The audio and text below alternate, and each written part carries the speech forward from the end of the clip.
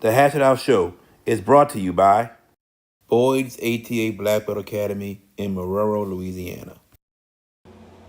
Barreto Home Solutions. Bayou Audio and Video. Hot Works on the North Shore. JFK Martial Arts in Mandeville and Covington. Lil Dizzy's Cafe. Kuman of Gretna. HBP Construction and Consulting. Moe's Pizza. Bucks Snow Whiz. CC's Children Blocks. The Pierre Family in Lafayette, Louisiana. Leo Auto Glass. The Juber Family in Lake Charles, Louisiana. Dat Kitchen Restaurant in Chalmette, Louisiana. CoSource Financial Group.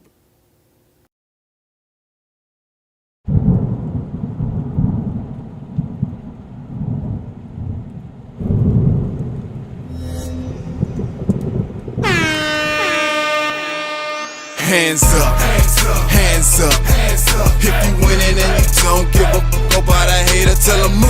Clear my area, move. Clear my area, move. Clear my area, move. Clear my area. Cause I'm winning, I'm winning, I'm winning. I'm winning, I'm winning, I'm winning. I'm winning, I'm winning, I'm winning. I'm winning, I'm winning, I'm winning.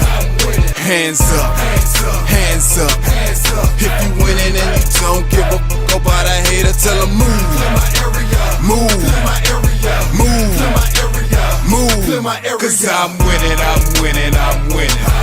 I'm winning, I'm winning, I'm winning. I'm winning, I'm winning, I'm winning. I'm winning, I'm winning, I'm winning. What's up, everyone? Welcome to the Hash It Out Show. I'm your host, JB, the sports guy. Y'all see him right there. One of y'all favorite people, the one and only, George Peppers. What's up, Peppers? What's up, boy? I'm doing all right. Our guy's on assignment tonight, so it's us two carrying the load, and we're not going to throw any side hammer fists or any of that stuff. We're going to have a healthy debate on some basketball, some spirited debate this morning for sure. When we got together and talked about okay, who's our top five is going to be, we will reveal that to you at some point tonight. We do have a guest on at 7:30. JB, I'll let you announce him. Looking forward to this. But yeah, it's now full on hoop season. We were at a game last night. If you missed it, shame on you. St. Aug de La Salle, that started like the Purple Knights are going to win that thing going away, but a couple of really messy, a messy sequence down the stretch that St. Aug almost lost that game and they escaped.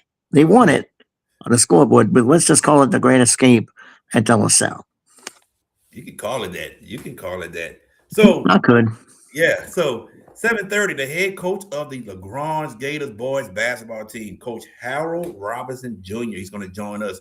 We're going to talk about his coaching career a little bit. Finally get his head coaching opportunity at LaGrange. He's in his first year, so he's going to join us. After that, we'll talk about our top five. Maybe VK will be with us around that time. Maybe not. We'll see. But right now, let's get it going, George Peppers. Oh, what is the chat talking about? Elson Tyler, where is VK? He has an answer for this top five. Elson will say this. If he comes on tonight, because he's on assignment, but if he makes it to us, let's just say his top five's got that question mark with a dot and should be exclamation points behind it too. Stay tuned. Yeah, stay tuned, Elson. Don't go nowhere. Don't go nowhere. All right, let's get to it, George Peppers. For those that haven't seen the power rankings, the Catholic League is doing some tremendous things. Tremendous things. There's 7 teams in the Catholic League, and guess what? 6 of them are in the top 10 of the Catholic League. And I'm about to go pull it up right now so we all can see what it looks like right quick. Give me a second because I'm going to it. Because I want y'all to see for yourselves if you haven't seen this. And I am in select as of today at 116. Here are the power rankings. I'm going to pull them up right quick, George Peppers. Oh, that's not it. There it is. Boom. There it is. Hope y'all can read it. All right. Alexandria, number 1. Then there's John Curtis. Edna Carr, number 3. St. Augustine, 4.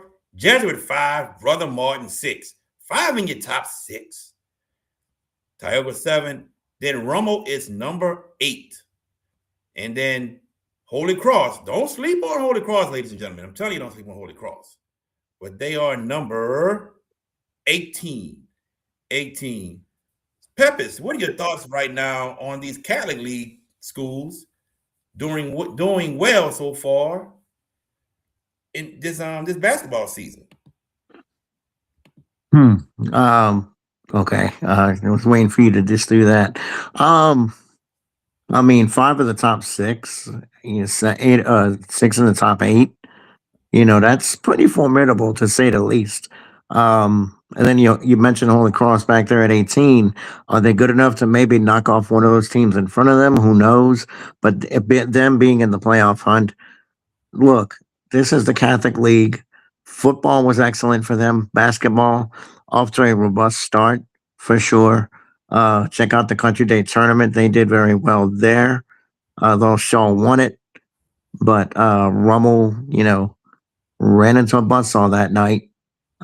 Christian Clare coming back, but and put it this way, Austin, you mentioned about VK's top 5. Let's just say the Catholic League features in that debate when we post it. But we saw St. Aug last night. John Curtis is a very strong team. You guys had them last Thursday. I was at work, got kept. I missed it, but Jesuit Curtis was a classic finish. Went to overtime, big shots. Trail Manning hit a big shot to put that game to overtime. And Jesuit, a lot of courage in that game with those teams. It's just a very strong league. And is there any argument that the Catholic League right now sits at the top of the table as far as best district in the state? I don't think you can make that. You can't make that argument, considering 5 of the top 6 are in the top. 5 of the Catholic League are in the top 6. You got to come with some very good evidence to tell me different. I'm going to say this. I didn't see this happening, and we're just in the middle of the basketball season now. So there's going to be changes. There's going to be people gaining. There's going to be people dropping. So we're going to have to change. But right now, just to see that is amazing in itself. And I want to go through the teams right quick. I want to start with John Curtis. It's a fabulous team with Artrell Manning leading the way. You got Midnight Martin. You got Xavier Shepard, Johnny Walker, to name a few. Then you got a couple of 8th graders coming off the bench, and then Chance Foster and Torrey Walker who can play. So they're deep. John Curtis is deep. Let me get to St. Augustine. Coach Wade Mason is doing a great job with this crew. Really lost a lot of seniors from last year's team, and for this team to only have 2 losses so far, and looking the way they look, it's phenomenal. And you got to credit the job he and his coaching staff has done. Let's go to Jesuit. Coach Chris Jennings, the legend. He's always been a great coach, always been and still is to this day. And he gets his guys to play phenomenally. And Jesuit, if you didn't see them at the Country Day Classic and you didn't watch our streams, you missed a good Jesuit team that he has. And on Tuesday coming up, we're going to have Jesuit versus Madison Prep at Jesuit. So you get to see Jesuit live in action. If you can't make that game, just tune into the stream. Let's get to Brother Martin. Let me get to Brother Martin. And I'm not even going to lie to you, George Peppers. Coach Lauren Dean, we know about the job he did at Shaw. I didn't see this happening in his first year with this crew he has. I didn't see this happening right now. And right now, Brother Martin's playing some good ball. They're playing some good ball. Now they're about to hit a tough road with this district play with Jesuit, Alton, Curtis. But you got to credit Coach Laurendine right now for getting these guys to play the way he wants them to play. And they're playing very hard for him. And what were they, fifth, sixth? Let me see. Brother Martin was number 6 in the power rankings right now. So credit Coach Laurendine what he's done. Rummel. I mean, they played Shaw, and Shaw beat the brakes on them, but they went to Central the other day and almost got a win over a great Central team who played for a championship last year. So don't count out Rummel. And then I'm telling you, Holy Cross, Coach Mister got his guys ready. Got his guys ready to play right now, man. And you know what I mean? Maybe 18th right now, but I will not be surprised, Peppers, if Holy Cross gets a few wins over these teams in the Cali League to help them move up in the power against Peppers. I don't think there's any doubt. Remember, they had Mr. Kirkwood wasn't coming back to coach this season. Remember, there was that turbulence, and then he decided, I think, at the 11 3/4 hour to come back. And JB, you there? Oh boy! I'm here. Go ahead, George.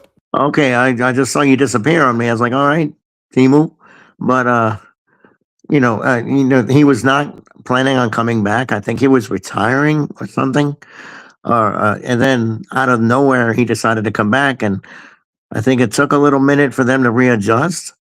And now they're really starting to kick it in a little bit. They're 18th in the power points. I think the district's going to be a little bit of a tough road to hoe. Now they have knocked off some players in this district just last year. I think this is a team that maybe isn't as good as the teams at the forefront, but worthy enough to challenge. I think they'll be around where they're at right now by the end of the regular season. I think they'll be okay. You all right, Peppers? I'll make it. I'm okay. I think so. All right. So look, my top 3 teams in the Cali League this year, it's Curtis, Jesuit, and St. Aug. I think those are the top 3 to me. Could it change? Yes. Last year, before the district, I didn't see Holy Cross as one of those top 3 teams with Curtis and Aug. Holy Cross and Curtis battled for the district championship, and Curtis won it outright by beating them. So with that being said, I think we got a 3-team race to me, but you never know. Somebody else can say, hey, we coming through. Oh, George, stop. I forgot one team. How could I forget about Edna Carr? Catholic League, Carr. 7. The number 3 team in the power rankings. But that's 7 teams in the top 10. Yeah, I forgot Edna Carr, man. I'm so sorry, Edna Carr. I apologize. I was waiting for you to make that move, and I'm thinking, like, he's missing Carr, and he's not saying anything. You should have said that. I could have picked you up right there. I could have. I did a BK. I left you hanging. Yeah, Edna Carr. Now, I saw Edna Carr in the Country Day tournament, and I was just like, I don't know. Did they not play their best? And then when they played Country Day smacked them. Last night. But then they busted Country Day up. They busted them up last night by 10. Yes. Yeah, they got him back. Edna Carr every game. Because now I can sit here and say, Edna Carr may be the team that can disrupt some things in that Cali League district. So, just saying. But can I forget about Edna Carr? Coach Howard doing a great job with that team. They got Khalil Foster, I think his name is, the point guard, and they got Caleb. I want to say Caleb Jackson, but I could be saying his name wrong. A good shooter. But Edna Carr got some players. So, look, at the end of the day, the Cali League right now is the top district for basketball. Strongest league in the state. Yeah, this year in the state. Got it out. By far. There's no other district right now. Landslide. Yeah, no other district. I mean, you got 6 teams in the top 10. 6 teams in the top 10, all from the Cali League. And if it stays that way, that'd be amazing. Like, I don't know if we ever saw nothing like that. But, it's showing some good basketball in the Catholic League. What are the thoughts you got about the Catholic League, Peppers? I mean, there's no doubt that that league is at the forefront of any discussion when it comes to best district in the state. How many state championship contenders are going to come out of this Catholic League when we get to the playoffs? How many of them have a chance to get? I mean, we say state championship, but also the first benchmark is to get to Lake Charles and then have a chance at it. How many of those teams can you say can get there? Could this potentially be a year where all four of the Catholic League forefronts make it there? St. Aug, Carr, Jesuit, Fergus, maybe something like that. But here's the probability of that: slim and none. And here's why: the brackets, how they're going to configure, and how many of them are going to be jumbled up together. And then you got to figure, got to knock somebody out, right? Yeah, So the chances are of all four making it slim. I mean, on merit, yes, but the power of the bracket speaks louder than our analytical tones. that it does. That it does. But man, 4 teams from the Catholic League making the championship? That'd be crazy in itself, George That's Peppers. We are all Catholic it League final? I mean, semifinals and final? That'd be crazy. would be wild though, wouldn't it? It would be. It I would mean, we be. did have two 5A teams playing for a state title in football, and the Catholic Yes. League had the finals in Division One. Right. So that's the final. That's not a semifinal. Correct. And it's one of those situational things where we'll see what's going to happen. We're just in close to mid January, so we'll see how things go as we head into late February into March when the playoffs start to really take shape. So we're Hmm. going to see. Well, I need to apologize again because I forgot about Warren And the Easton. car. No, Warren Easton. Forgot about them. Oh, Oh yeah, oh, they're still in the Catholic League until the end of the year. yeah, That's right. next season. Yeah, my fault, Warren Easton. Warren Easton at 28 right now on the outside looking in because the select leagues is the top 24 teams there. Um, but I mean, I'm excited for the Catholic League to have all these teams playing well right now. And look, Warren Easton outside looking in, but they're 10-7. They have a winning record. They're 10-7. So they get some more wins down the line, and they can beat some of these teams that's higher than them in the rankings. They can move up some. So they just got to get some wins. They're not out of it yet, Peppers. Not at all. We talk about Warren Easton. No, not at all. And remember, 24 teams make the playoffs in Division One Select. So, and they are sitting four spots behind. That's doable. Oh, and again, we're only in middle January, so there's opportunity. And if they could pluck some of those Catholic League games off, if they could win against the Holy Cross, if they can win against the Rummel, teams that are I don't know if they're better than any of them, but on any given night kind of games where they could steal one or two, maybe that's the kind of games they steal. Maybe is it enough? I mean, they're going to have to do a little more than what they're doing right now, but is Yeah, it enough? definitely, definitely. We'll see what happens with the Catholic League moving forward, man, because they got some great matchups that's about to happen. They all got to play each other.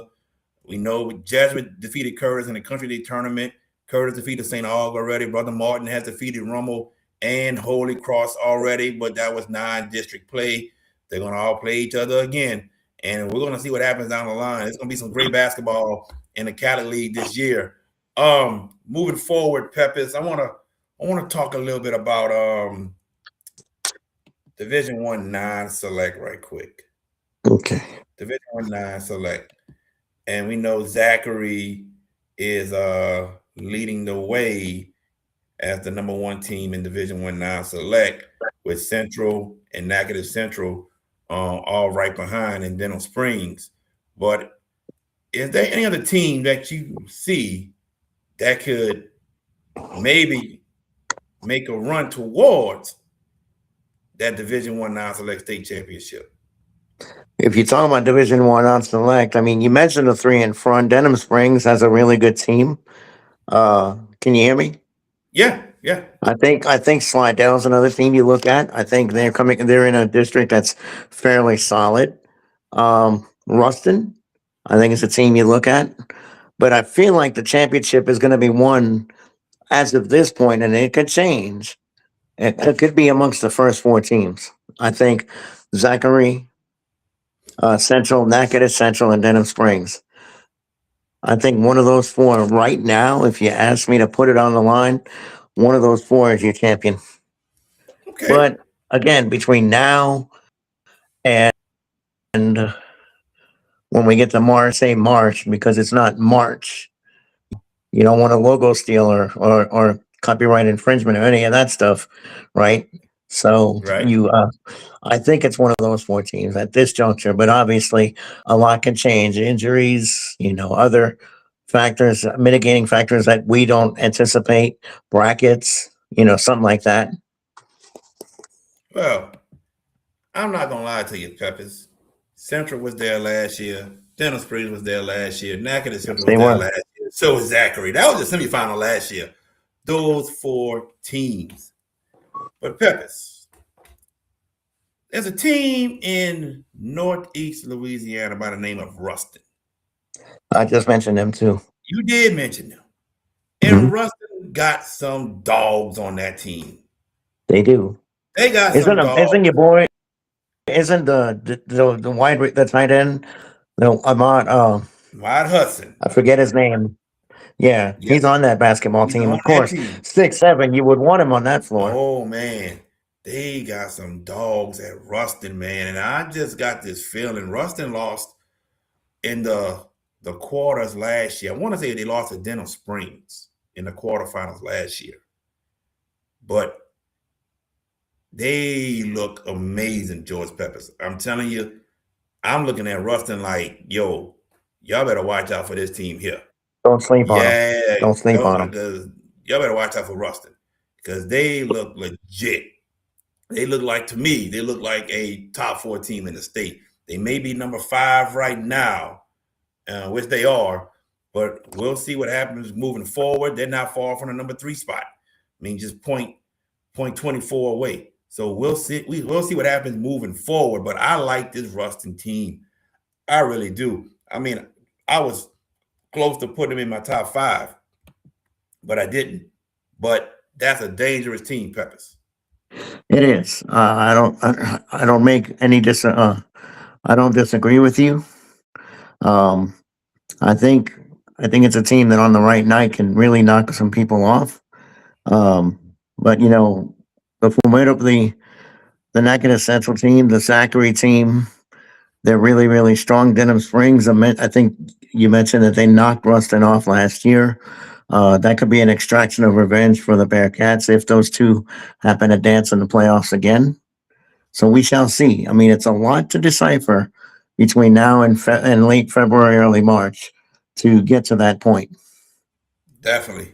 All right, I want to go to Division Two select right quick, Peppers, and we know Peabody and Madison Prep are two of the favorites to get to Lake Charles. You got Washington Marion up there as well. Lake Charles College Prep, University Lab, Parkview Baptist. That's your top 6. But Peppers, look at that number 13 spot, Peppers. Which team do you see at 13? I thought it was Shaw at 14, but let me look again. 13. Okay, yeah, they moved on. Okay, yeah, they updated the ratings today. Okay, last night they were 14th, but today 13. Yeah, Christian Clare came back. I don't think Rummel liked that matchup very much. And then Tristan Nakwan is going to be coming back. I don't know when. You probably could answer when Tristan I will be don't know when back he's for coming them. back. But I don't know. when he does, and Mitchell Johnson didn't coach the last game against Rummel. Remember, I think was he sick or something? I think he had Yeah, he took was sick. sick, Yep. so he wasn't coaching, and that doesn't really say much. But for me, if you get Tristan back out there with Christian Clare, I think he could punch Shaw's ticket to a semifinal at the very least. I would say I would like their chances once they are A lot. healthy. A whole lot. They Hmm. that is a talented ball club, and to win the Country Day Classic without your best player, Tristan Notkin, says a lot about the players. And then you have to think about it. Kristen Clare was out 5 weeks. Tristan Notkin has been out since they played the first game against Madison Prep. So think about this. We're a little over 2 months now. Those players, those freshmen and young ones, they had to play a lot. They had to play a lot and learn how to play with each other. And that's even before the football players came back. So they had to learn how to play. So they got a lot of experience. Credit the coaching staff for the job they've done. This Shaw team here, they want to get back to the state championship. They feel like they let one get away. They want to get back to state. And Tristan Notkin, whenever he comes back, I'm telling you, you don't want to see Shaw. I don't know if Shaw will get to the top 4 of the power rankings. I don't know if that'll happen. But if they don't, I'm telling you, there will be teams looking and seeing where is Shaw located, hoping that they're not on their side of the bracket. That's how dangerous this Shaw team is, and it will be more dangerous once Tristan Notkin comes back. Go ahead, Yeah. No, I was going to say I can completely concur with you about Shaw. I think there'll be a major problem going forward.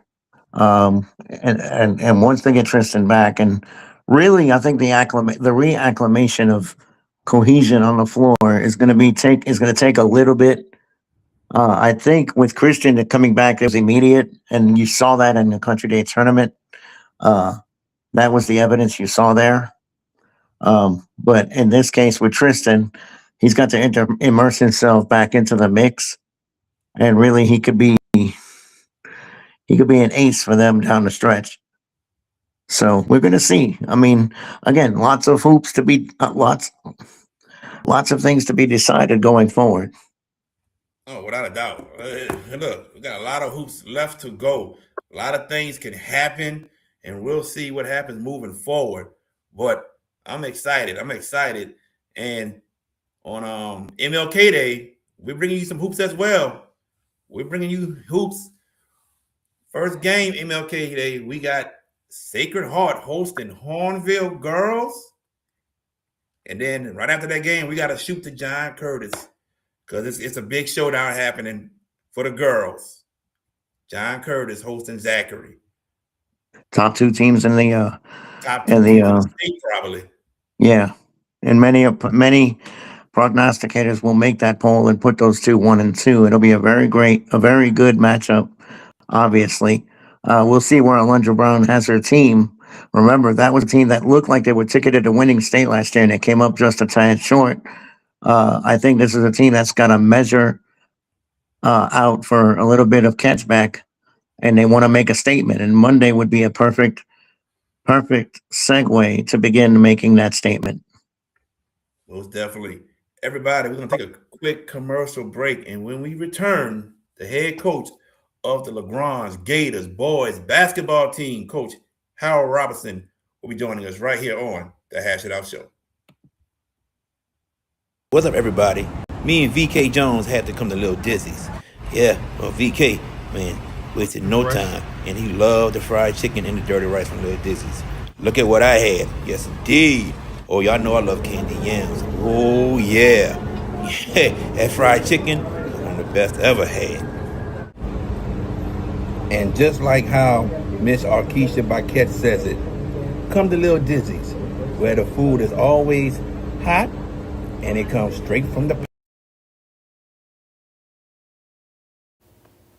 Are you in need of a new windshield? Leo Autoglass can help. For 20 years, Leo Autoglass have been servicing the New Orleans area with windshield replacement and auto glass repair. Give them a call today, 504-301-8353. Did you experience storm damage from Hurricane Francine? Barretto Home Solutions can help. You can give them a call at 504-940-7552. And welcome back to the Hash It Out Show. I'm your host, JB, the sports guy. George Peppers will be back with us in a little bit. Our special guest for tonight, he is the new head coach of the LaGrange Gators boys basketball team. Got them off to a good start. They are ranked 14th as of now in the power rankings. We have the one and only coach, Harold Robinson. Coach, how you doing? I'm doing well, man. How are you? Doing good, Coach. First of all, thank you for taking time out to schedule to join us. We truly appreciate it. No problem at all, man. Thank you for Definitely. having me. Yes, sir. Definitely. Coach, let's get right into it. How did it feel when LaGrange gave you that phone call or met with you in person and told you that they were going to make you their new head basketball coach? Well, first I was extremely excited, man. I think I waited a long time to be in this position. So I was excited, and eager to get started. So basketball is one of my passions. So when they called and told me they would give me the job, I was just happy they took a chance on me, really and truly. Definitely. I got a lot of family in Lake Charles. I got cousins who went to LaGrange, cousins that went to Washington Marion, Barb, Lake Charles College Prep, aunties, uncles, all that good stuff. But you've been around the Lake Charles area for quite some time. You coached that assistant coach at Lake Charles College Prep, assistant coach at Iowa also.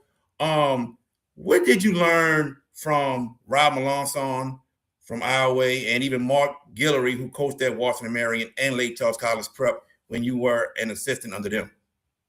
To be honest, I learned a lot from both coaches. Coach Mack, especially, because he was my high school coach when I was in high school at Washington Marion Magnet High. So to be honest, it's more just how to run a program, day-to-day basis, what you do, how you prepare, how you build a program, what wins, how to build a culture, things like that. Rob Melanson, a coach that's been around for a long time as well. Learned some things from him too. How everybody or every coach, has their own system, has their own culture, has their own way of teaching. And so, when you have a winning program, it shows. So I think both coaches believed in discipline. Both coaches ran things a certain way and did things a certain way. So just biggest things is just how to do certain things. Coaching, whether it's discipline, whether it's relating with a kid, they all have their pros and cons to how they deal with kids. What was the first thing that you had to change about LaGrange boys basketball? Well, the first I think discipline. Discipline was the kind of the area I saw needed the most help. And as a head basketball coach, it's more than just basketball. So discipline, making sure kids have their grades, making sure they're at school, making sure they go to class once they're at school, making sure they're at practice on time. Just the discipline. And as a coach, I know if they're disciplined off the court in the classroom, they'll be disciplined everywhere else. So discipline was the first area I know I needed to attack. As a head basketball coach, you set goals for yourself and set goals for your team. And of course, the long-term goal is always state championship. Correct. But what are some of the short-term goals that you have set for your team this season? Short-term goals. Well, the first short-term goal was to have a winning record. Have more wins than losses. That was a major goal. Probably one of my biggest goals is to make the playoffs. At least make the playoffs, because the last 2 years they didn't make the playoffs. So making the playoffs is extremely important to me and for the team. Moving forward. It's my first year. So making the playoffs will at least set the standard. Like, hey, look, every year, no matter how good we are, we have enough to make the playoffs every year. No matter what our seed is, we should make the playoffs every year. Definitely. So far this season, 14th in the power rankings as of right now, 9-8 record, which was shown on the LHSAA website. What would you say has been the biggest improvement that your team has made so far this season? Biggest improvement. Biggest improvement. To be honest, just handling adversity. we of course 9-8 meaning you right above 500, but not we've taken some tough losses, so not letting it kind of hover over the team like a dark cloud. They've able to overcome some games we should have won. We lost some games, some close games, 3-point games, 1-point games we've lost, and it didn't let them. It didn't keep them down. We've had big wins. We've competed. We've been in all majority of our games. So the biggest thing is just handling adversity. Everything doesn't go well at school. Kids get in trouble. Coach got to sit a kid because he ain't at practice. Things like that. So just as a team, as a whole, no matter who's in and out the lineup, they all come to work. The ones I have, and when they compete. So and we deal with a lot. So I think the biggest thing is just overcoming adversity, just all around. So back to when you was an assistant. Mm-hmm. Washington Marion got to the state championship. I think they won that year, if I'm correct. What year? 2000 something. I think the last time they were there. I think it was 2016. Washington Marion won the championship. Yeah, they did. Okay. It was 2016. 2016, and then Iowa got to the championship in 2024 and lost to Walsman. Correct. How are you able to share your stories of success with your crew right now? To be honest, just telling them my experiences. Of course, I've been at different places. I've been at, Lake Charles College Prep. I've been at St. Louis Catholic. I've been in Iowa coaching. So, and every team is different, but, showing them how to do things, and how to win is really, it's going to be new to them in particular, but the best way is to just teach them and talk to them and tell them, hey, look, in order to be a winning program, you got to have a leaders. Coaches always say, good teams are led by coaches. But I think great teams are led by players. So just tell them that, look, you have to build a culture, a winning culture, and there's certain things you have to do a certain way. You have to show up on time. When coach say, practice at this time, you need to be there early, actually. You need to stay late some days. You need to stay late, get some shots up, work on your weaknesses and your strengths, things like that. So just kind of, taking a little bit from here, a little bit from there, and kind of put it together and let them know, hey, look, when I was at prep, the first year I was there, we made the playoffs, but we got knocked out in the first round, and so, but by the end of my year, we got to the quarterfinals. That was a big thing because prep was newly added. It was like maybe 3 or 4 years. It was a new school at Iowa. Kind of the same thing. The year I got there, they had just lost in the semifinals to Carroll, and I noticed, that, they had opportunity to go to state, but they didn't. So when they went the following year, we didn't win, but just getting there is so hard. So you just take small things from each experience and try to let them know, hey, look, we have to do things like this. I mean, I know how to win, but in order for me to get us to that point, we have to do certain things. That's really what it is. Definitely. Last question, and I'll get you out of here. Mm-hmm. This Friday night, big time game against city rival Lake Charles College Prep, where you used to coach at. You're very familiar with them. Yes. What would it take from your guys to get that victory at Lake Charles College Prep? Man, it's gonna take a level of toughness and grit, to go into a hostile environment and get a win. It's hard. The fans, the student section, it's gonna be ruckus. So we have to stay composed. We have to do what we do, and we have to stick true to our identity. So what we do well, and how we play, how we communicate, it has to be a level of poise, but also a level of attention to detail. They have some dynamic players over there. We want to stick to the game plan, but you got to compete, the entire game. You can't just be in the first quarter, can't just be in the third. It's going to take a full team effort, to go in there and get a win. Most definitely. Coach Robinson, thank you for joining us tonight on the Hash It Out Show, and I want to wish you and your team the best of luck moving forward throughout this season. Man, I appreciate it, man. Thank you for having me again. Definitely. Yes, sir. Thank you, sir. Yes, sir. Coach Harold Robinson of the LaGrange Gators, and I don't know where Peppers went. Peppers, man, he looked like he was struggling early, like he was very, very sick, and maybe he had to roll out. Didn't tell me nothing, but show goes on. Show goes on, ladies and gentlemen. But you heard of Coach Robinson.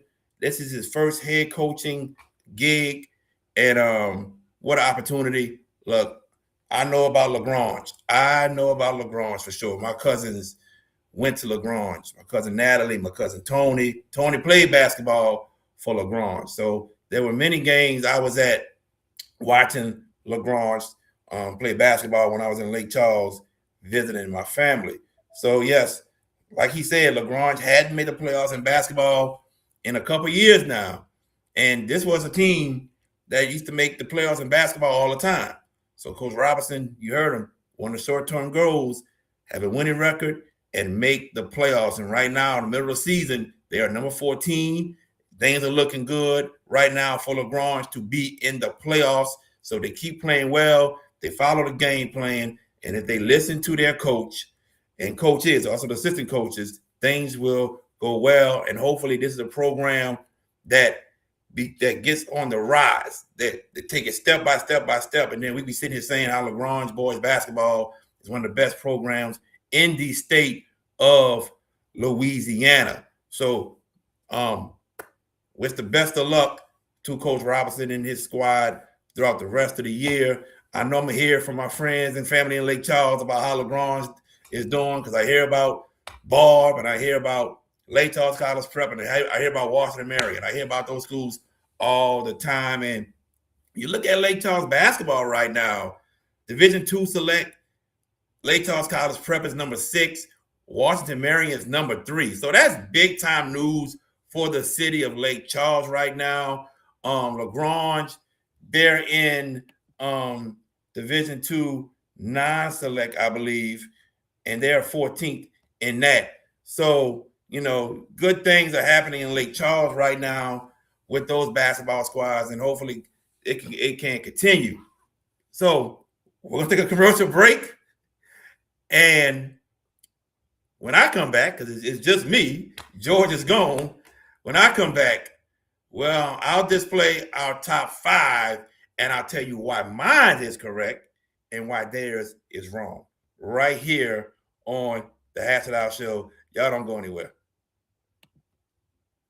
At Bayou AV Security, we are your one-stop shop for all your needs, whether it's enhancing your home entertainment system, securing your property, ensuring a seamless internet connection, or illuminating your outdoor spaces. We've got you covered.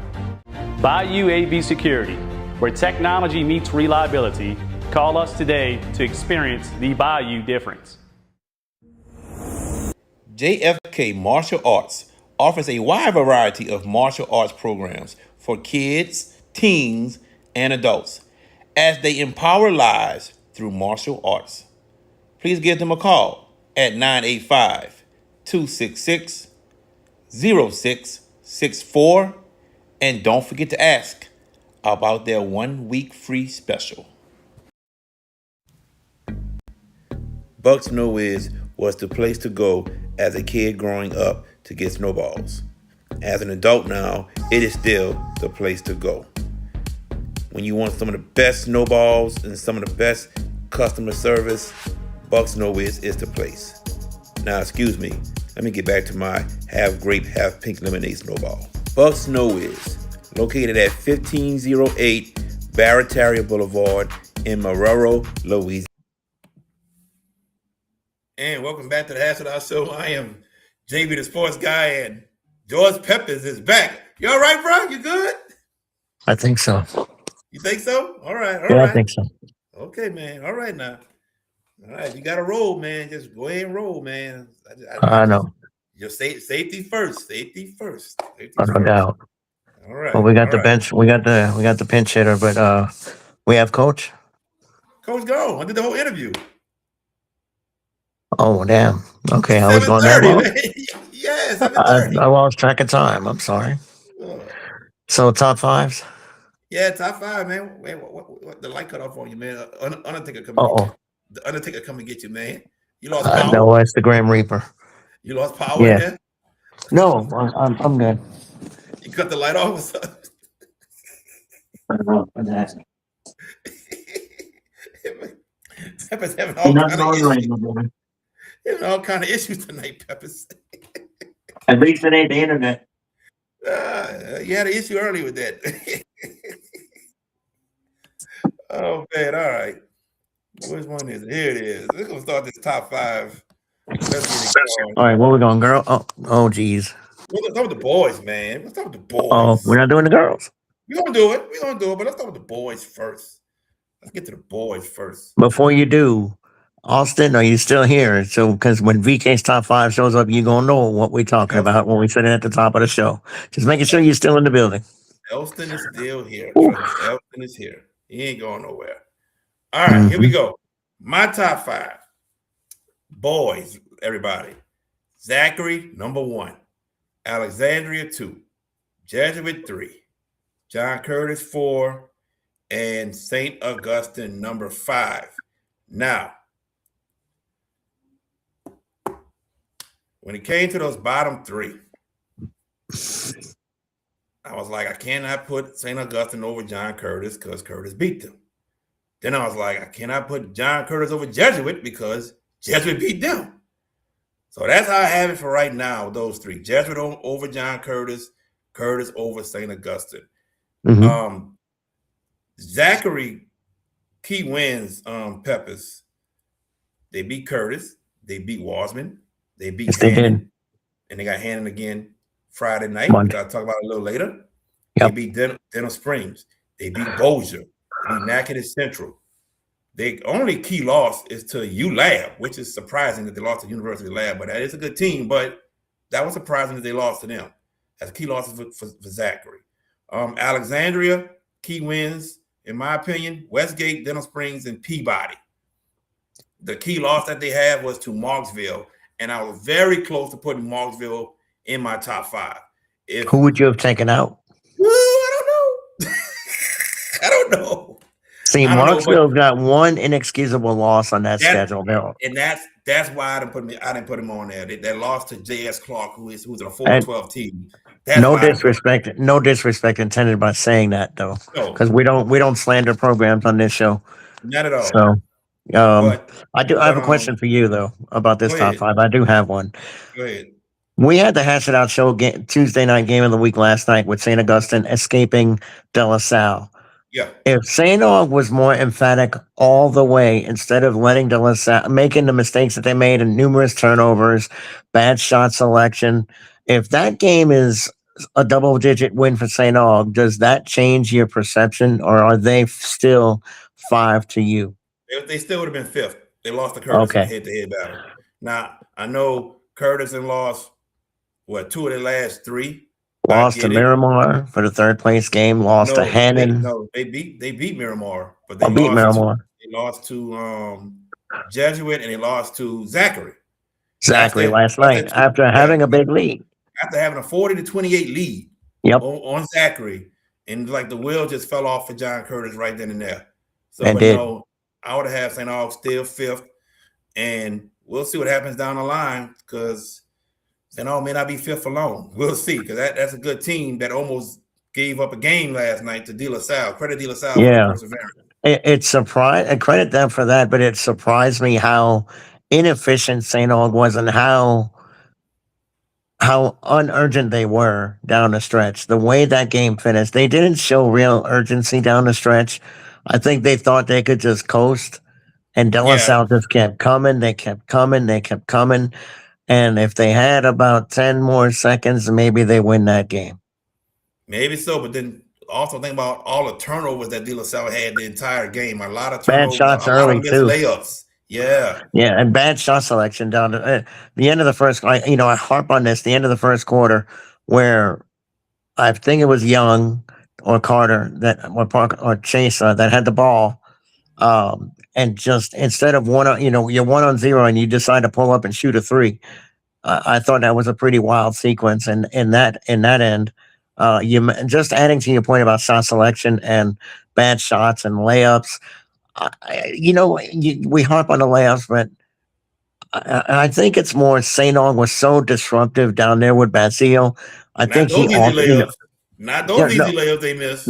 No, but I think they heard steps. Maybe it's one of those things where they're like, "Where's Basile at?"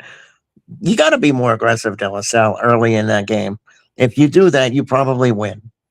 And that's a little FYI, but De La Salle going forward is still a championship caliber team. But St. Aug, you need to.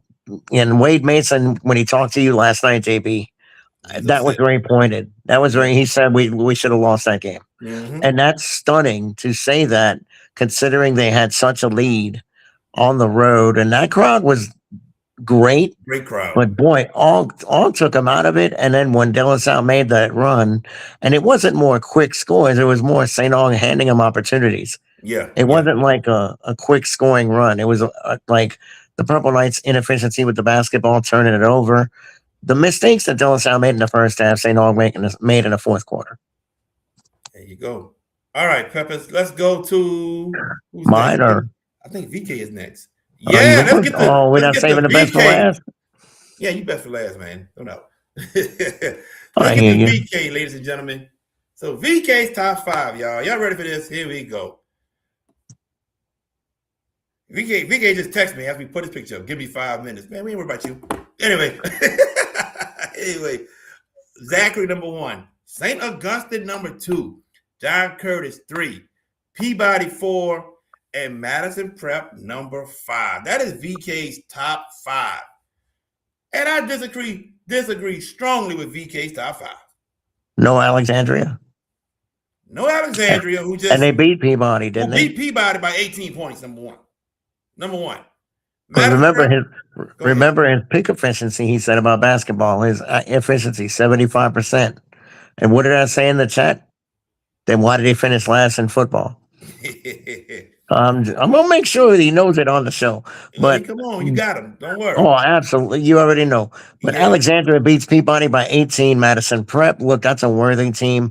But you're telling me that Alexandria, who you have second and I have second, well, I don't want to give it away, but it's pretty much that. University's not in this top 5. What's going on here? So Not University.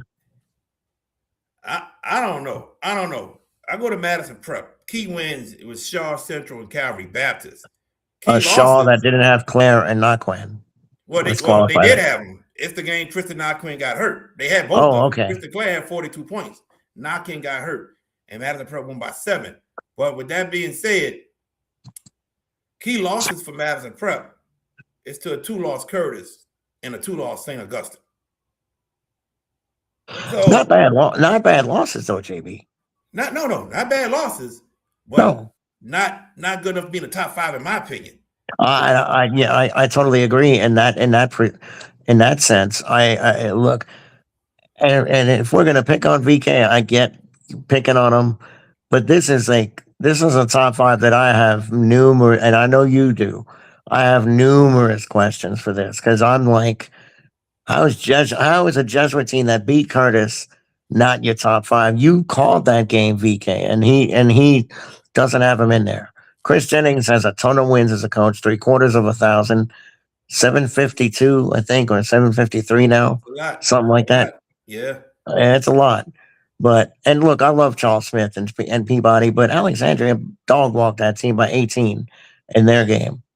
Look, this is a top 5 that if there's a thing called redo, he needs to, because this is absolute silliness. Peabody key wins Lafayette twice and Calico Baton Rouge. I saw Peabody's schedule, and it just wasn't, I don't think it was just that strong enough for my opinion. That's it. But the main issue I got with VK's top 5, ladies and gentlemen, is that John Curtis beat St. Augustine, and he had St. Augustine over John Curtis. That's my main thing. Like, is that alumni bias? Yeah. Yeah. What's up, Chuck? And Snowman Multimedia, man, thank you so much. We appreciate it, man. I wanted to say that a little earlier during the interview, but thank you so much. Yes, bias. Yeah, I'm gonna say it. I mean, he said, Curtis lost 2 straight, and St. Augustine, they beat Hannon, and then they beat Hannon again, and they beat Madison Prep and this and that. Okay, that's fine. I got you. But here are 2 teams with 2 losses, and John Curtis beat your team. They beat St. Augustine, and you have St. Augustine ranked over John Curtis. I just don't see how that can be. Now, February 9th can't come fast enough for that rematch at John Curtis. It's going to happen. But that's where I disagree with VK at, because Curtis won the head-to-head game. They beat him. So I don't see how you could put St. Augustine over John Curtis. So I disagree with that part. I disagree with Peabody and Madison Prep being in the top 5 for right now. I just disagree with his period. And no disrespect intended to the teams he has in there. It is we're not at all, and we're not at all that. It's just it's a subjective poll. But I just feel like this has flaws galore on it. Love you, VK, but man, there's some big flaws on this poll. I didn't even know that he had this top 5. I didn't pay attention to it. I was just more zoned in on me trying to lock into mine. And I saw you mentioned you in a voice recording and whatnot. I just see so many. This thing has Swiss cheese on it. This top 5, a lot of holes to poke. So look, guys, we do our top 5 just to talk basketball. It's no shots at anyone. Trust us on that. It's no shots at all. We all give our opinion, and y'all can debate us back and say we're wrong. We don't mind that. We don't mind the talk back and forth with y'all. Trust me. We know, but it's not no slander at anybody. Last year I had Shaw number 2 behind Liberty, and you know what the Shaw people were telling me? We didn't have Allen Shaw the 3rd when we lost to him. Okay. But you lost to him. Okay, y'all lost to him still. Well, we should be number 1. We should be number 1 because we didn't have him. This is the thing. So in that case, right now, I said comparing that, right? Tristan Knockin and Christian Clare been out injured, so Shaw's be number 1 because they 2 best players hurt. This is what bothers me about top 5s. Yes, they're subjective, but we're getting away from the most important aspect of it, and that's H2H. We're getting away from head to head. There you go. And that's a bothersome trend when you start POTM, prisoner of the moment, instead of thinking, hey, they played each other on the basketball court or football field. Who's better? And I see you just posted my top 5, and the similarities are there. I mean, we have the same 5. I just have them a little bit differently than you. Same 5, y'all. So Pepper's got Zachary 1, Alexandria 2. He got John Curtis 3. He has St. Augustine 4. And he has Jesuit number 5. I almost put Jesuit 4th. Okay. So I was close. So my question to you, I asked this earlier. Why is Jesuit number 5 when they beat Curtis 3? Yeah, I know. And again, it's subjective, and I don't want to sound like I'm talking out of 2 sides. But look at look here. Look who joined us. Yeah, he is. The man, the myth, the legend. How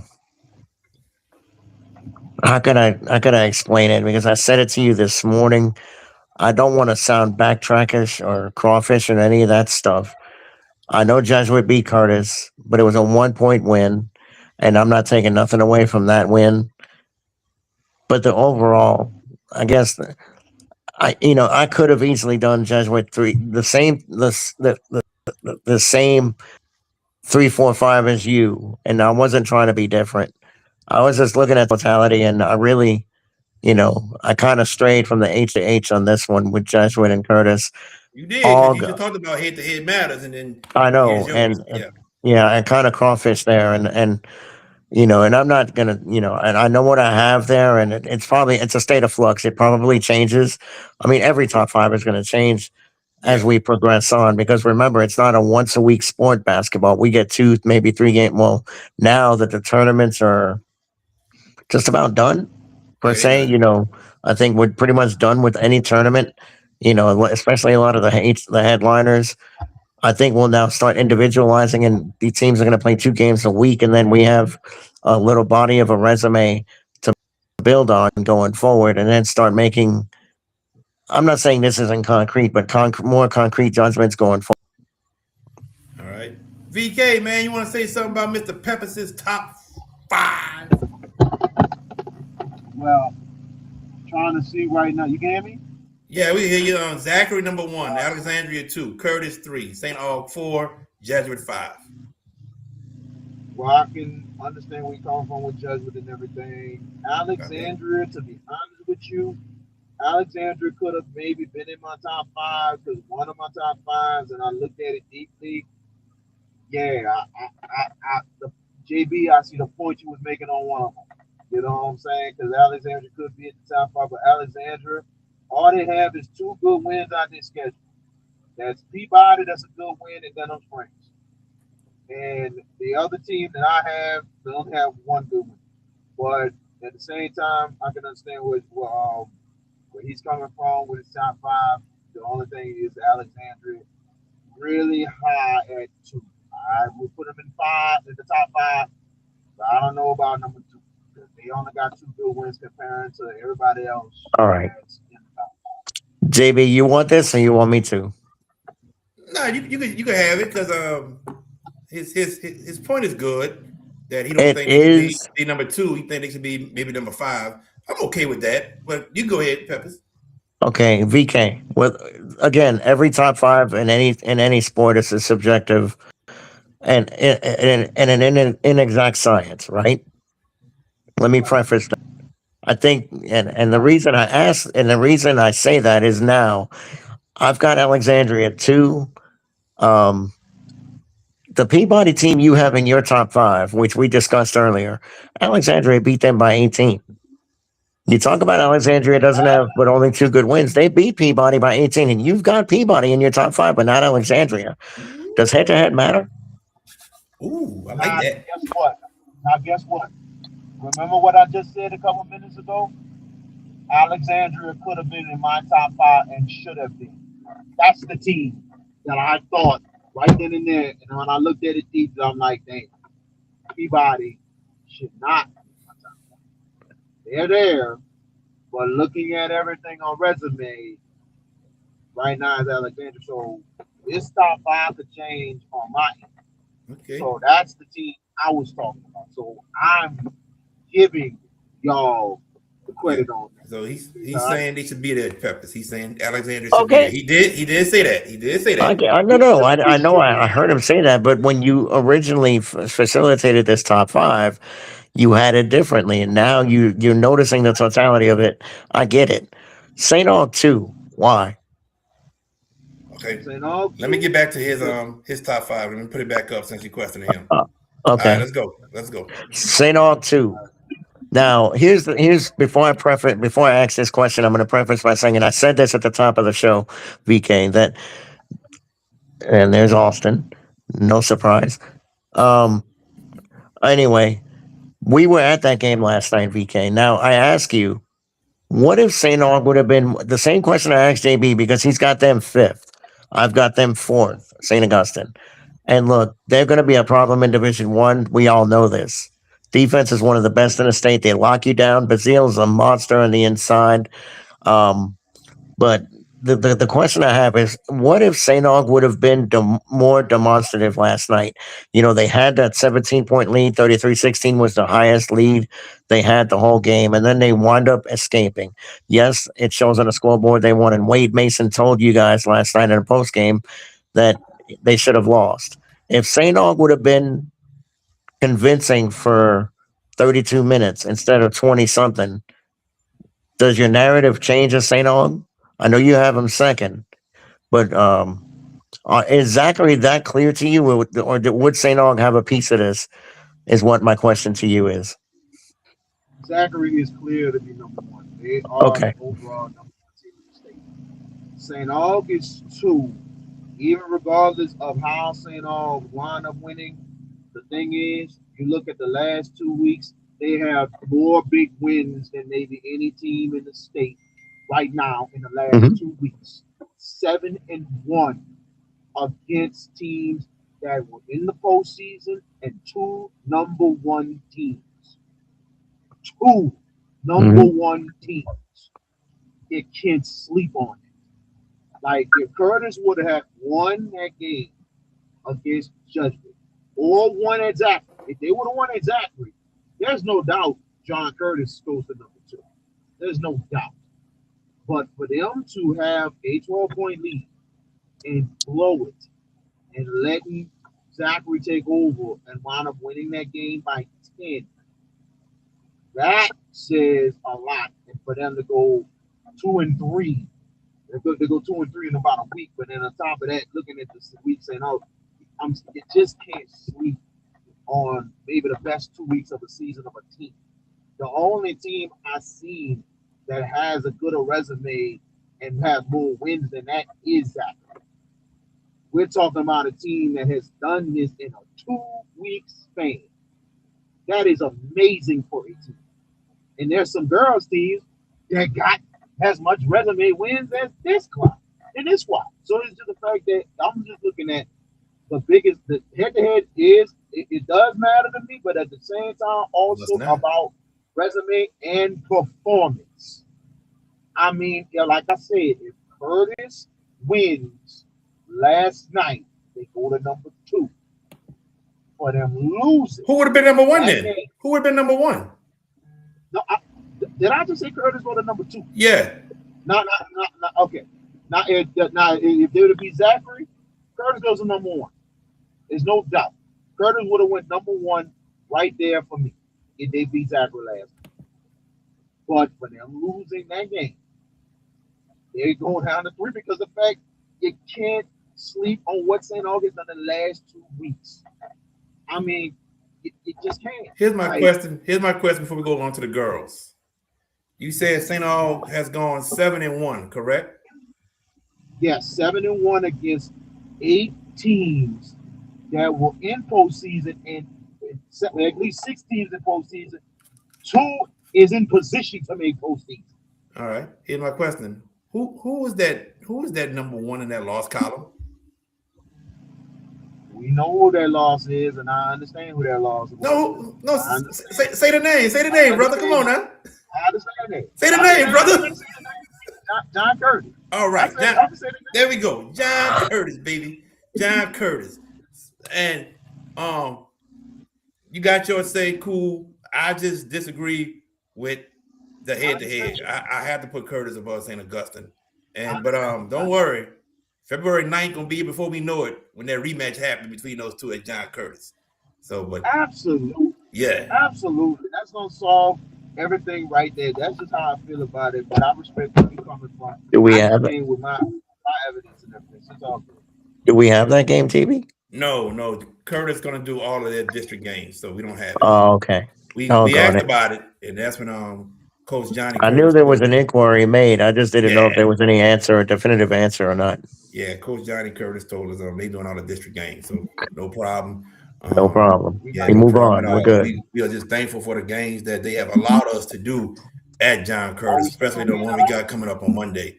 And I'll announce those games at the end of the show. Let's get to the girls right quick, y'all. Are we still gonna be in the house on February 9th?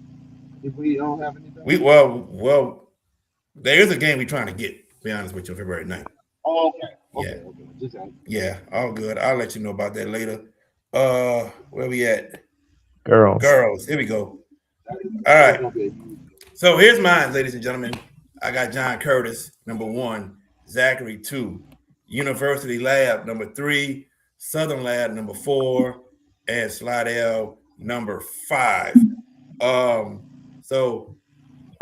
As I get to it right quick, the difference for me between Curtis and Zachary was Madison Prep.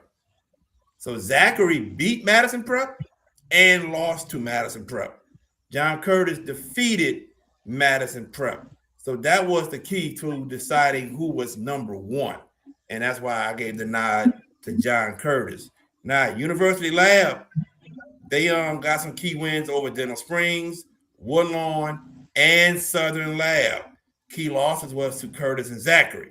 So ULab went to number 3 because they beat Southern Lab. So I put Southern Lab number 4. Why Slidell number 5? Okay. So Slidell to me doesn't have as many key wins as the other 4 teams.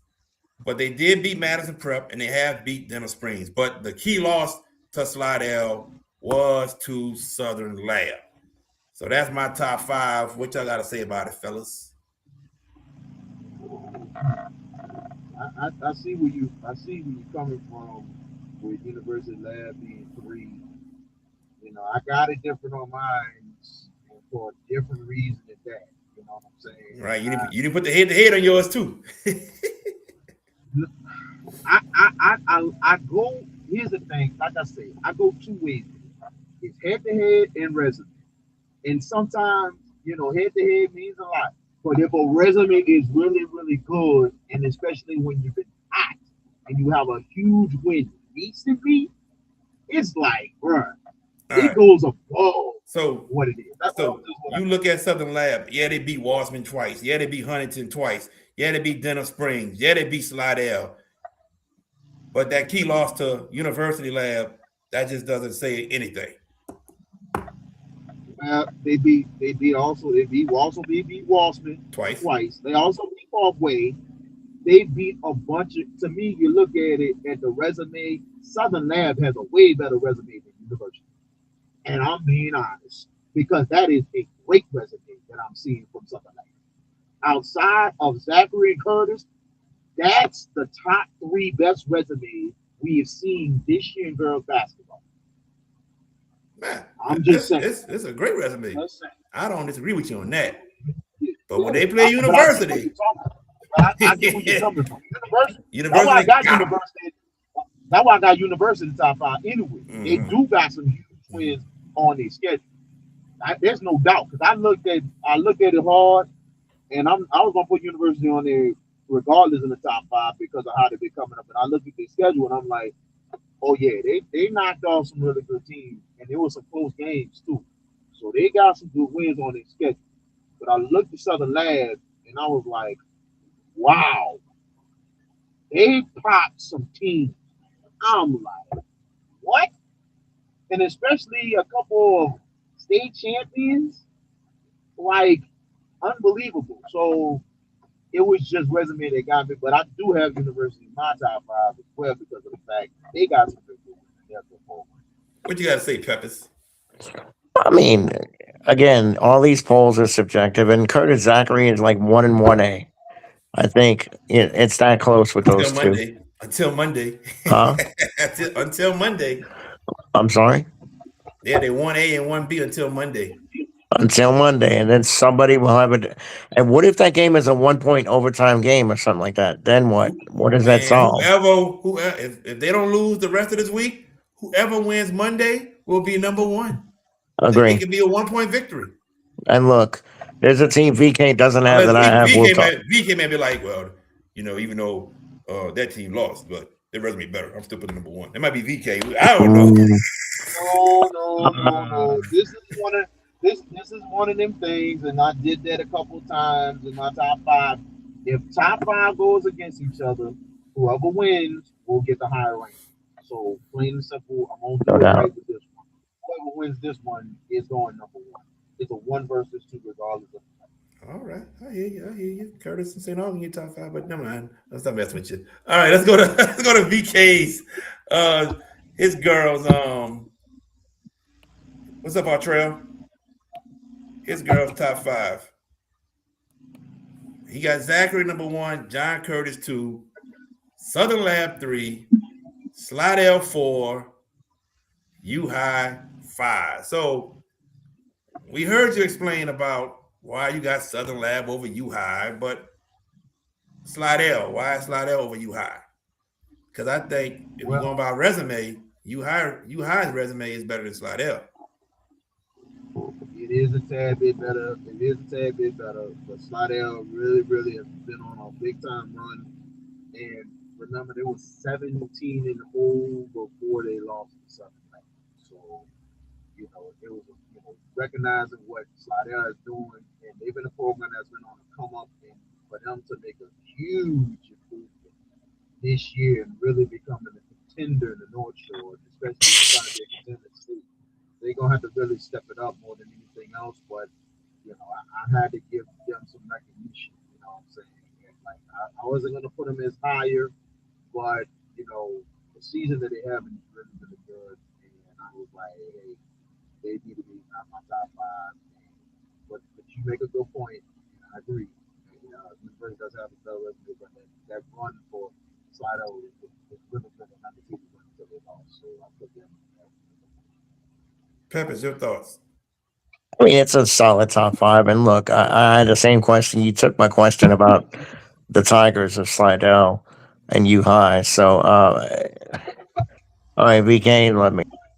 I mentioned Zachary and Curtis. JB's got Curtis one. You got Zachary one. What was the ultimate factor in putting Zachary ahead of John Curtis? What was the deciding factor for you, at least for this week? The defending state champions continue to Okay, rise to the occasion. fair enough. So that's why I put them one. Either I way, totally understand that. this is like a even. It's both of these teams is an even matchup, and it's gonna be No fun doubt. to these two play each other on Monday. I'm looking forward to that. Where's that game at? It's at St. Curtis, Curtis. Okay. so it's just the fact I really, I like what Coach Tammy has done with this program. And she's been really on the up and up, and now the defending champions really, it's like they have got some great wins. I think the big wins are matches what Curtis has as well. It's amazing. But for them to continue to rise to the occasion and not missing anything without Tierra McKnight, just the machine just keeps on going. So that's why I put Zachary number one, slightly over Curtis, but that will change. Okay. All That right. will change as in one of them going to win or lose. So somebody may Exactly. like they win if they win, or Curtis wins if they win. All right. Let's get to Peppers' top five girls. Curtis one, Zachary two, ULAB three, and then, oh man, Prairieville number four, and then Parkview Baptist number five. Peppers, explain your top five. Prairieville, it's a semi easy explanation. They lost to the three teams in front of them. Okay. I don't think you can make the argument against them in that regard. Yes, they lost, but those three teams in front are state championship, bona fide state championship contenders. And let me pull up Prairie View's resume. And Uh, George, if I could step in for 1 second, if I could, Go ahead, dude. You got that. I got some key wins for Prairieville. And I ain't gonna lie, those three losses, two of those three were close games. So Prairieville competed, and it was just not like they, got stomped. And you look at their They got wins, dog and walked. they, Yeah. and they, and they all play, and they all against playoff teams. They got a win against Madison Krupp, a win against Dominican, a win against Conville, and a win against Edie White. So that's four playoff teams that usually be every year. So that's huge for this program. And they're doing like we seen the boys team, and the boys team they pretty scrappy in themselves, and they're young. This Prairieville team is young as well, and they're making a huge impact on the girls' side in what year number two of their program. So I think George he has a he has a nice case with Prairieville being the top five. I definitely give him that. They're one of the teams that maybe could crack if they continue their consistency. But they're doing The a nice job early this season. I'm gonna give them that. the the only thing that I saw, and I think I botched. Look at the Southern Lab loss, VK. They lost 64-40, 24-point wipeout. Head to head matters, and I didn't even have Southern Lab in my top five. You guys do, and then Parkview is a game that they beat Parkview earlier in the season. Parkview's got some decent wins as well. Um, Again, this is, I think the three teams in the front though are, I don't want to say head and shoulders, but they're the teams that you can maybe migrate, excuse me, their way to Hammond, because I keep thinking Lake Charles, but the girls go to Hammond Very for their true. state championship fiesta. Um, but that Curtis Zachary game Monday is going to be everything because this is a statement game for somebody. Is it Alundra Brown's Lady Patriots or is it Zachary? That's going to be a titanic showdown, and it's that Curtis Gym is going to be buzzing. It's going to be packed, and it's Martin Luther King Day, federal holiday, no school, and that's going to be a crazy, crazy atmosphere there Monday. All right. And all I'm gonna say is I disagree with your number four, number five. I'm gonna leave it at I understand. that. I'm gonna leave it at that. All right, Okay. ladies and gents, that pretty much is it for the Hash It Out show for tonight. Let me tell you all what we have going on this week and into next week as of right now. Tomorrow, the Battle of the Ninth Ward, we will bring to you boys and girls basketball. It is Frederick Douglass versus George Washington Carver. We will start our coverage at 5:20. The girls will start at 5:30, and the boys right after at 7 o'clock, or maybe right after the girls in. I don't know, but just stay tuned the whole time. Friday night, we make our way in the North Shore. It will be Zachary traveling to Covington, Louisiana to take on Archbishop Hannon. Two state champions, defending state champions, do battle. Our coverage will start at 6:50. Games will start at 7 o'clock. Monday, the Hash It Out Show MLK Showcase. The Hash It Out Show MLK Showcase. We're going to have Academy of Sacred Heart. They're going to be hosting the Hornville Tigers at 1 o'clock. And then at 4 o'clock, it will be the John Curtis Patriot. These are girls on Monday, by the way. The John Curtis Lady Patriots hosting the Zachary Lady Broncos. And then Tuesday, coverage is going to start around 6:50. It is Madison Prep coming to town to take on the Jesuit Blue Jays. So that is our lineup. The rest of the week, that's a total of 6 games. Thursday, Friday, Monday, and Tuesday. And we're still trying to get games for next week on Friday as well, the following Friday. So, but other than that, last words, George Peppers. Another great show tonight. It's we're not reducing on purpose. It's just we as JB mentioned, we've got a lot of basketball games to broadcast, and hence why we have the one show a week at this short juncture, because we have a lot of statement games. I mean, an interesting doubleheader tomorrow for the upper ninth ward. I almost screwed around and said lower, but it's upper. Get the geography right. So lots of basketball looking ahead. Great games to be had. We will track a lot of those games that we're not at, and we will bring you our thoughts and opinions next week on the Hash It Out show. Of course, it's championship Monday night as well. The national championship takes flight. Indiana against Miami. Hoosiers, if you're into that stuff, are 8.5 points favored. And Fernando Mendoza, the Heisman winner, Kurt Signetti, great coach. That's going to be a fun game. But of course, and the Hash It Out show game Monday is at 1, right? The first one's at 1 o'clock, the second one's And at you 4. got one at 4 after that. So once those games finish, you can partake in that national championship, and it's all about the U, huh, VK? I mean, if Miami wins, Mr. Florida State man, I'm giving him noise now. And of course, the NFL playoffs resume this weekend as well. Divisional round, interesting matchups. All we're saying is that January is loaded. We got a lot of sports coming up. Basketball that is in high school and all levels, or is in absolute full flight. Conference play in college has started, or actually has been in for a couple of weeks. Just a lot to look forward to. But the Mardi Gras parade season is about to start, and if you guys get out in those elements, please be careful and exercise caution. And don't let's not hear any tragic stories about getting hit by floats or fights start and stuff like that. We don't want to hear all that stuff. And a final take, and look, we're not a political show, but good luck to Mayor Moreno on her term. She got sworn in Monday by former Vice President Kamala Harris. Good luck to Mayor Moreno. with New Orleans, and we're rooting for you. City is a beautiful city. It's a great city, and we're rooting for you to make things right.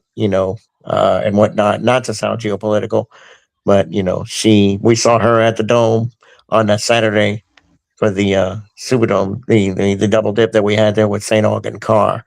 Uh, but yeah, it was a great atmosphere then. Looking forward to next week and see what we have for our show next week. And I'm sure we will revisit the top 5 again, and we will have another spirited, entertaining, and informative debate. VK, last VK. word. Oh man, very good. I know y'all had a good show tonight, man. It's good to be on once again and everything. Speak up. Speak up. Oh, you hear me? Hello? Yeah, we can Pick it up. barely Pick it hear up a little bit, brother. Speak up loud. Oh, okay. Now There you you go. me? Better. Yeah. Better. All right, cool. Man, this was, I know this was a good show tonight by y'all standards. I know I wasn't on there till late, but it's good to be on. You know what I'm saying? The hashtag show continue to do their thing. We got games coming up the next couple weeks, man. I mean, stay tuned. We are really, really growing. This has just been a hell of a busy week. I had to do work with BRCC Monday and tonight, and I got to go back on Saturday afternoon. So it's like a 6-day stretch for me, man. So but it's kind of a crazy week for me, but at the same time, still working, doing what I love. It's a blessing in itself, man. But looking forward to seeing y'all. Check us out for these games coming up this week, and looking forward to be back next week on the Hash It Out Show next Wednesday night. All right. For George Peppers and VK Jones, special thank you to Coach Harold Robinson of LaGrange for joining us. I am JB the Sports Guy. Tune in tomorrow. Coverage starts at 5:20. Carver girls versus Douglas girls. Then the boys will go right after that. So we'll see you tomorrow, Friday, Monday, Tuesday. Y'all tune in. And a show on Wednesday next week. So y'all tune in. Thank y'all. Take care. Hey, parents and coaches. Want your young athlete to go far on and off the field? Kumon of Gretna is the place for you. Whether it's reading plays or calculating scores, early literacy and math skills teach focus, discipline, and decision making. Give your student athlete the edge. Start early, start smart. At Kumon.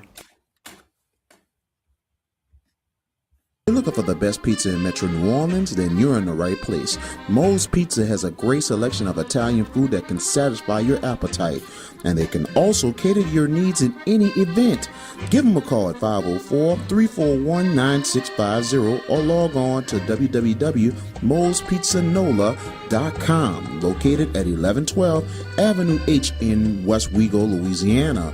Moe's Pizza, Italians do it better.